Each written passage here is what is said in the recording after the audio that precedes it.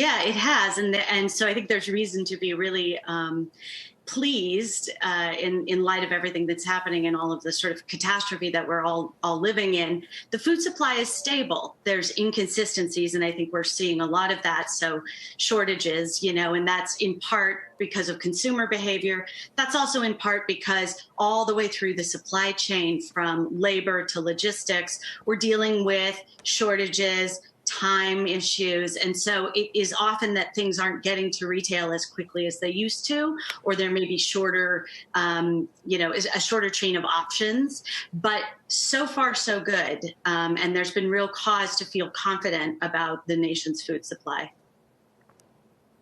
Do you have any idea, Kate, why this is happening primarily at slaughterhouses and meat plants versus other parts of the food chain? Yeah, I think that's a lot about proximity, in those facilities. So in the first, wave here, we've seen mostly the larger scale facilities, but in beef, in pork, in poultry closing. And those are facilities that might be employing, in some cases, thousands of workers. And those workers work on the line, whether it's breaking down carcasses or finishing the product or packaging it, and they're elbow to elbow. And in some cases, they might be moving a piece of poultry through the line at 6 or 7 birds per second. It's unbelievably fast. It's unbelievably crowded. And those kinds of conditions make social distancing really impossible. So proximity is a big part of the equation. I think the other thing to bear in mind is that with a lot of the big packers, they're the most significant employer, sometimes in a small community.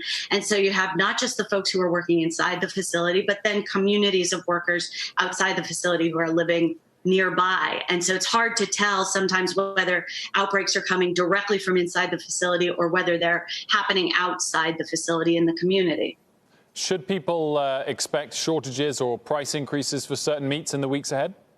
So I think in the immediate term, no. And that's for a couple of reasons. We have billions of pounds of meat in cold storage facilities across the country.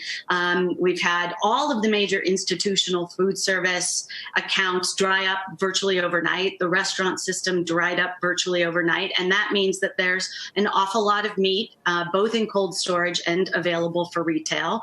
It is going to take, again, some time to kind of break that down from institution size to retail size and get it onto shelves, but it'll get there. I think as we get into May and June, that's where we'll start to see possibly some shortages. And when there's shortages and there's pressure on the processors, particularly on their labor supply, then we are going to look at price increases on the consumer side. Right now, the folks who are really dealing with price issues are farmers, and they're the ones taking the biggest hit at the moment. They're sitting on animals that they've harvested that they can't send to slaughter, and those are animals that, every day they wait to go to slaughter costs those farmers hundreds of dollars.